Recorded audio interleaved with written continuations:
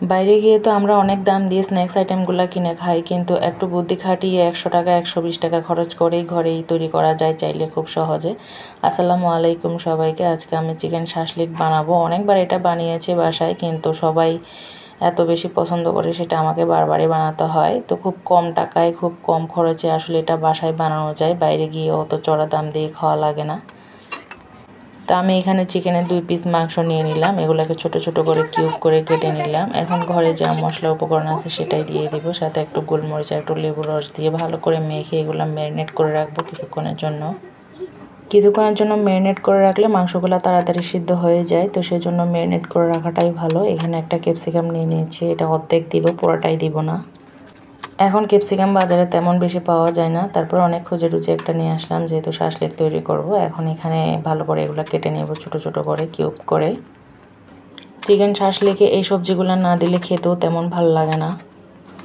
হাতের কাছে ক্যাপসিকাম না থাকলে শুধু পেঁয়াজ দিয়েও বানানো যায়, তো পেঁয়াজ দিলে একটু নরম হয়ে যায় বেশি, আর যদি সবজি অ্যাড করা হয় তাহলে একটু শক্ত থাকে, খেতেও ভালো লাগে।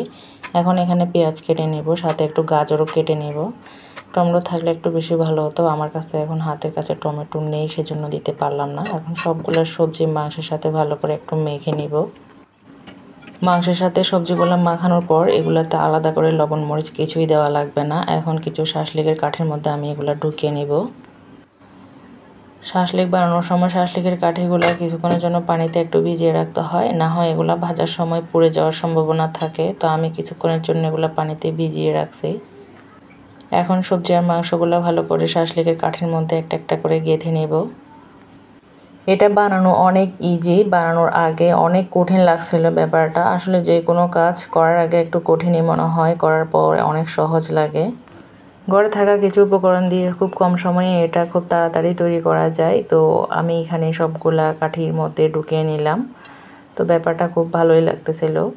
এখন এগুলাকে আমি ভাজতে চলে যাব। দেখতে এতই ভালো লাগতেছে, একদম বলার বাইরে, মনে হয় যেন কাঁচা কাঁচা খেয়ে ফেলি।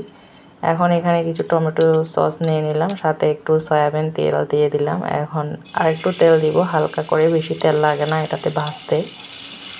এখন সবগুলো শাসলিক দিয়ে দিব, একটু উল্টে পাল্টে ভালো করে ভেজে নেব। অনেকে ভাববেন হয়তো মাংসগুলো সিদ্ধ হবে কি না, এগুলো আসলে খুব তাড়াতাড়ি সিদ্ধ হয়ে যায়।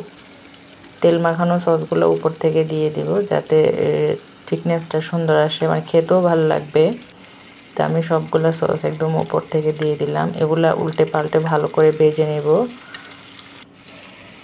একদম লো হিট করে দেব চুলার, বেশি হিট দিলে এগুলা পুড়ে যাবে।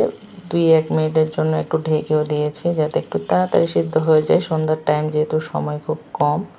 তো সবগুলা শাসলিক আমার তৈরি হয়ে গেল। এখানে খেতে এতই ভালো লাগতেছে, এগুলা রুটি, নান, পরোটা যে কোনো কিছুর সাথে খেতে ভালো লাগে। আমার কাছে নান ছিল, আমি এটা দিয়ে খেয়েছি। আল্লাহ হাফেজ সবাই।